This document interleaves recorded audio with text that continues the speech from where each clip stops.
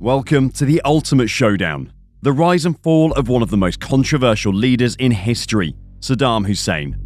From his humble beginnings as a shepherd's son, to his rise to power through the Baath Party, to his rule as a dictator, and ultimately his capture and execution. Join us as we delve into the life of this complex and mysterious figure. Will you see him as a hero or a villain? The choice is yours. Get ready for a roller coaster ride of politics, power, and punishment.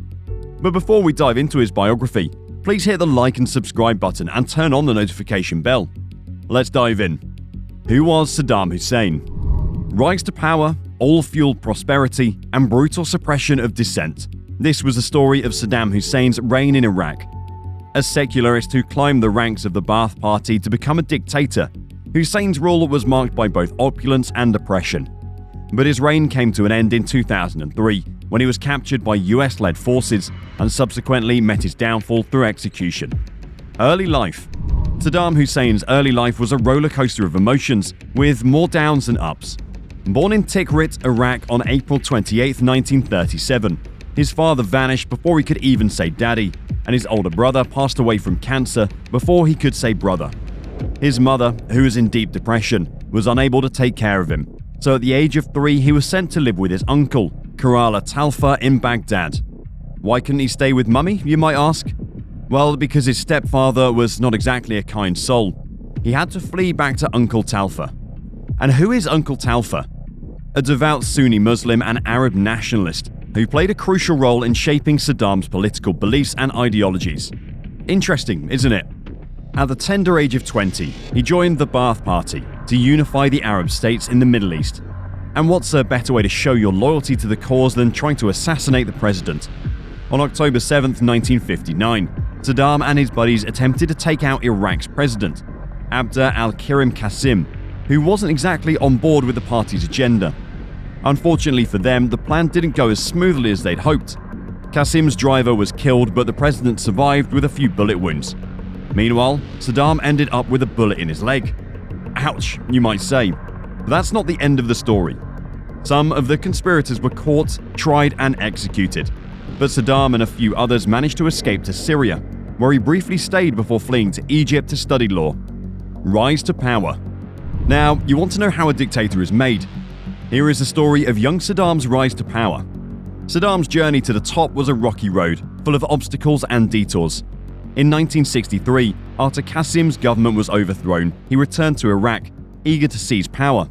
But things didn't go as planned, and he was arrested the following year due to internal power struggles within the Baath Party. But being behind bars couldn't keep a political powerhouse like Saddam down. In 1966, he was appointed Deputy Secretary of the Regional Command, while still in prison. And just like a true action hero, he managed to escape and continued to rise through the ranks, strengthening his political power along the way. Talk about determination. Saddam's climb to the top was a work of art, and in 1968, he reached the pinnacle of power with his participation in a bloodless but successful Baathist coup that saw Ahmed Hassan al-Bakr become Iraq's president and Saddam his deputy. As the deputy, he proved to be a ruthless yet effective politician, modernizing Iraq's infrastructure, industry and healthcare system, and raising social services, education and farming subsidies to levels that were the envy of other Arab countries in the region. He also nationalized Iraq's oil industry just before the energy crisis of 1973, which resulted in a gold mine for the nation. However, behind the curtain, he also helped develop Iraq's first chemical weapons program and created a powerful security apparatus to guard against coups, which included both Baathist paramilitary groups and the People's Army, and it frequently used torture, rape, and assassination to achieve its goals. Moving on, in 1979, Saddam pulled off a power move that would make any dictator envious. As al-Bakr attempted to unite Iraq and Syria, a move that would have left Saddam powerless, he forced al-Bakr to resign, and on July 16, 1979, he became the president of Iraq. Such a smart move, right? And just a week later, he called an assembly of the Baath Party and read out loud a list of 68 names of individuals who were promptly arrested and removed from the room. These people were tried and found guilty of treason, and 22 of them were sentenced to death. By early August 1979, hundreds of Saddam's political opponents were eliminated through execution, solidifying his grip on power and eliminating potential rivals within the party. It was a ruthless but effective move that sent a clear message to anyone who dared to challenge him. Decades of conflict. In 1980, the year of Saddam's presidential ascendancy, the neighborhood got interesting. Ayatollah Khomeini led a successful Islamic revolution in Iraq's neighbor Iran, and this made Saddam, whose political power rested on the support of Iraq's minority Sunni population, very nervous. What if the same happens in Iraq? He probably thought.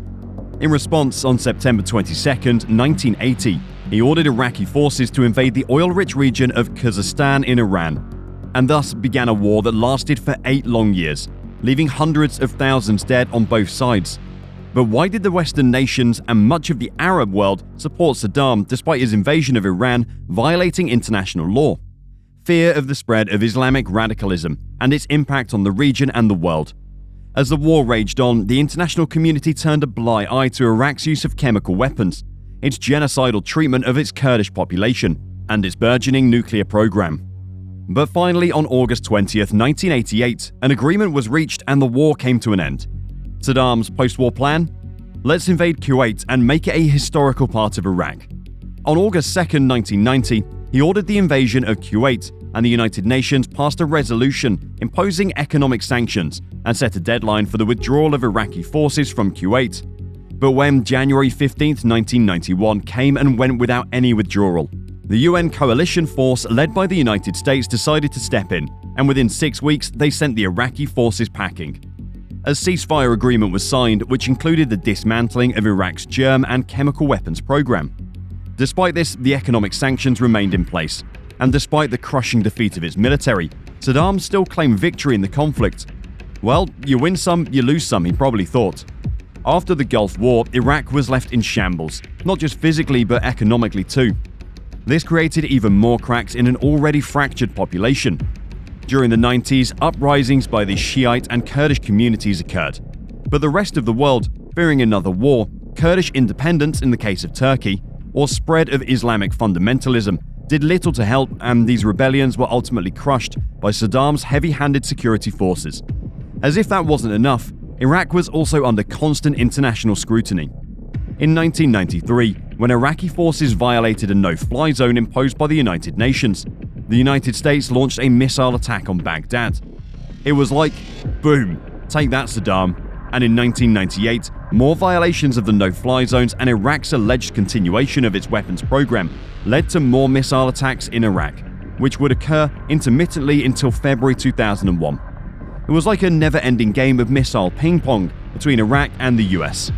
Saddam's fall. The Bush administration had suspicions that Iraq, under the leadership of Saddam Hussein, had a cozy relationship with the notorious terrorist organization Al-Qaeda, headed by Osama bin Laden. In his 2002 State of the Union address, President George W. Bush put Iraq on notice, naming it as part of his axis of evil, along with Iran and North Korea, accusing the country of developing weapons of mass destruction and supporting terrorism. This set the stage for the ultimate showdown, the US-led invasion of Iraq in 2003, intending to get rid of those alleged weapons of mass destruction and bringing down the regime of Saddam Hussein. In 2003, US inspectors were sent to investigate if Iraq had any weapons of mass destruction as claimed. But did they find anything? No, not really. But that didn't stop the US-led coalition from invading Iraq on March 20, 2003. Under the pretense that Iraq did have weapons and was planning attacks, let's roll, they said. And roll they did. Within weeks, the government and military were overthrown, and Baghdad fell on April 9, 2003. But where was Saddam in all of this? Well, he was playing hide-and-seek and managed to evade capture for several months. Capture, trial, and death. The hunt was on. After the fall of Baghdad, the search for Saddam Hussein began in full force. But he wasn't just going to sit back and let them find him that easily. He released audio recordings, taunting the invaders and calling for resistance. But eventually, on December 13, 2003, the search party found him hiding in a small underground bunker near a farmhouse in Ad-Dar, not too far from his hometown of Tikrit. He was then transferred to a US base in Baghdad, where he waited for his trial until June 30, 2004, when he was handed over to the interim Iraqi government to face charges of crimes against humanity. Saddam's trial was a spectacle, with him being a defiant defendant, constantly challenging the court's authority and making strange statements. But in the end, the verdict was clear: guilty. He was sentenced to death on November 5, 2006. The sentence was appealed but ultimately upheld. On December 30, 2006, Saddam was hanged, despite his request to be shot at an Iraqi base in Baghdad called Camp Justice. He was buried in his hometown of Al-Alja the next day.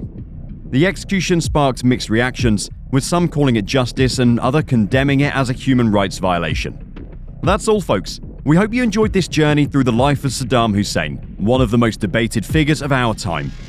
Whether you see him as a hero or a villain, one thing is for sure: his story is a fascinating one. If you like this biography, please like the video and subscribe to our channel to be amongst the first to know when we release a new video.